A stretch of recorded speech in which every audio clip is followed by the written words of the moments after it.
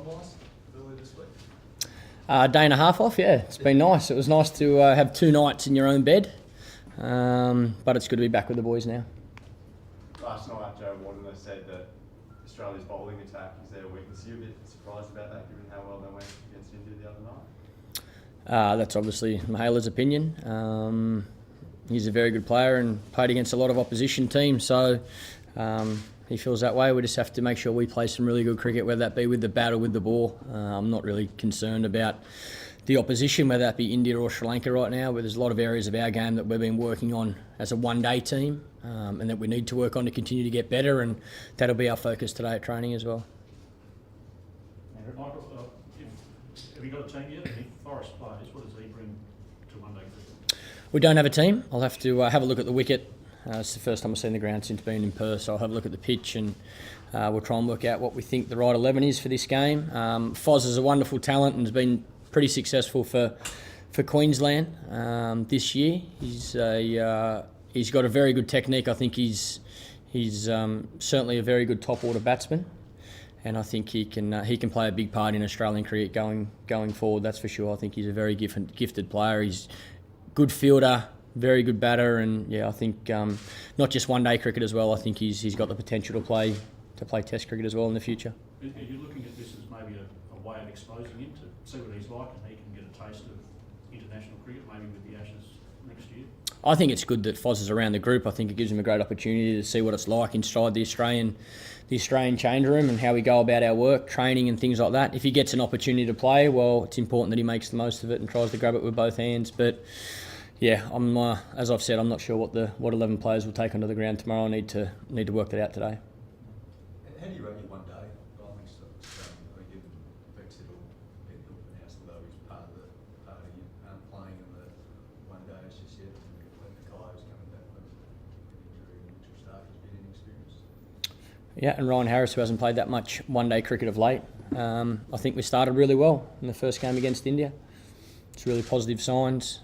Like I've said, we've got plenty of work to do though to get to where we want to get by the end of this series. But yeah, we're off to a good start, which is nice. Is it as accomplished as the Test attack that you? Well, they haven't played much together, have they? This attack's played one game together. So we'll see over time. 2 very good one-day oppositions we're playing against, so it's going to be a good test for us. And we need to beat our best with both bat and ball to beat both these teams. Michael, there are a lot of youngsters coming into the Australian team. How challenging it is to do the side in transition? Well, I think we've got a good mix of youth and experience. I think I've said for a while now, that's pretty important in any form of the game, that you have that good mix. And I think we have that in this one-day squad at the moment. Guys that have played a lot in Australia in these conditions can help the young guys that haven't played too much international cricket in these conditions. So, yeah, I think the mix is pretty good at the moment. Any chance on it being 4 quicks, or will Doherty play? Doherty will definitely play. Any further questions? Yes. Just Ben Hilfernass is in the squad. Is he in the squad just for this game, or is it for the rest of the series while Brett's out? I'm not 100% sure, to be honest. I think he's in the squad. He's been named as a replacement for Brett for the rest of these. We picked the squad for the first 3 one-days.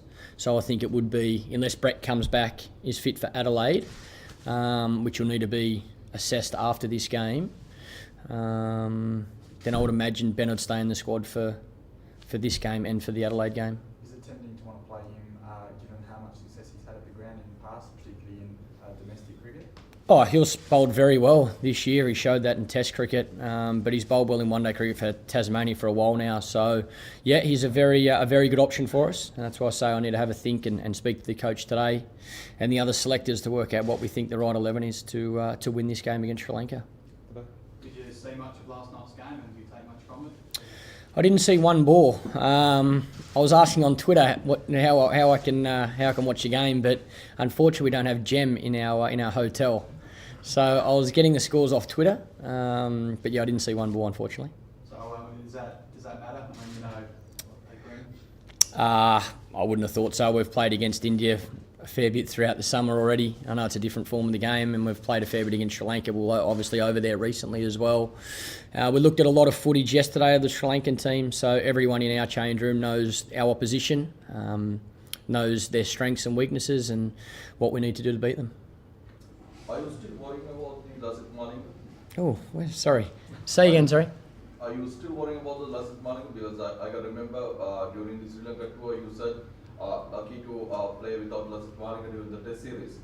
I think he's a very good bowler and has been for a long time now, and he continues to show that in the shorter forms of the game, one-day cricket and 2020 cricket. So for us to have success, I think we have to play him very well. Yeah. How do you rate Sri Lanka cricket team? I think they're a very good cricket team. Michael, the levels you guys hit this summer against India, I mean, everyone saw that, but what's your aim for this upcoming tri-series, and especially with Sri Lanka and mine in the mix? Well, I think we showed that in the first game against India. Our goals are exactly the same as they were for the Test matches. We want to play some really good cricket and win every game we can. And the one-day series is no different. Like I've said, we know we're playing against two very good teams, two World Cup finalists, and we need to beat our best to beat them. So our goal is to win every game we play this series. You played a lot of cricket obviously over the summer. What are your thoughts on the tri-series? Would you like to see a few more 2020s in there, or are you happy with the way the format is at the moment? Well, I'm happy with the way the format is because it means I get to play. If it was more 2020s, it means there'd be more time on the couch for me. So, look, I've said for a long time now, I think we can have the cake and eat it. I think we can have all three forms. We're lucky in Australia. You've got some beautiful weather, some fantastic conditions to play cricket in, and it doesn't matter what form of the game. I think it was quite a tough ask to ask the Melbourne fans to come out and watch a 2020 on a Friday and then the first ODI on a Sunday as well. We still got a pretty good crowd there. Hopefully the sun will be shining tomorrow and we get plenty of people come and support us in this first game against Sri Lanka as well. But yeah, I think we can have all three forms, that's for sure. Michael, what did you think of Sean Marsh's form in his return to Shield cricket? Again, another game I didn't see one ball bowled. Nice to see Sean making some runs though. He's a very gifted and talented player, and hopefully continues to perform well and can force his way back into the Australian team. Michael, have you seen much of Alistair McDermott? We've seen a lot of Craig being around the team, but he got seventh today. Just one of the young, another informed young fast bowler in the country. Yeah, he's had a really good year for the Bulls, and he bowled really well in the 2020 as well. Looks like he's been working on his death bowling. His Yorker's probably as good as there is in domestic cricket at the moment. So it's nice to see him putting good performances, consistently good performances on the board. And yeah, he's obviously got he's a 20-year-old kid, so he's got plenty of time. But I'm sure he's got goals to represent Australia in whatever form he can. And if he keeps performing like that, it'll be hard to keep him out. Is he near the mark at the moment? Well, you know what? You have to speak to all the selectors about that. I think he's a wonderful talent, that's for sure. But yeah, it's nice to see, like I say, someone performing consistently at domestic cricket. I think that's what you need to do. First-class players need to be pushing that door down as much as they can, keep putting their performances up on the board, and it's really hard for the selectors to leave them out.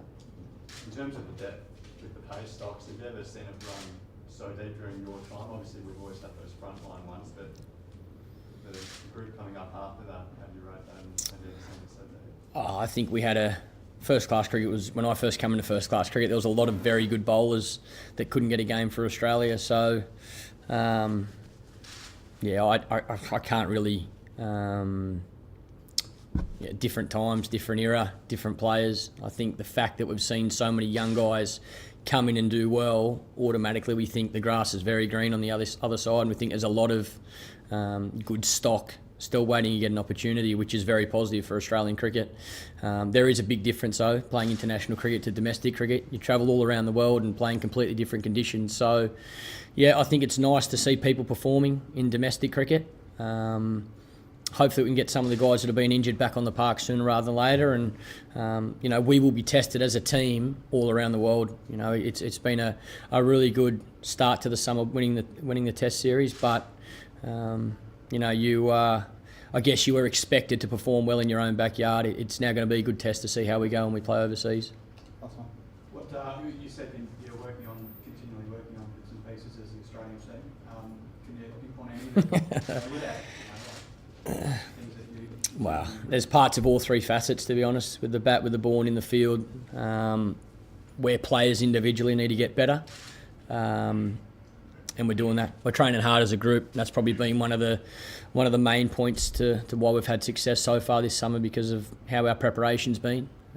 and these one days are no different. We've started training hard down in Melbourne, and if you sit and watch our session today, you'll see today's no different.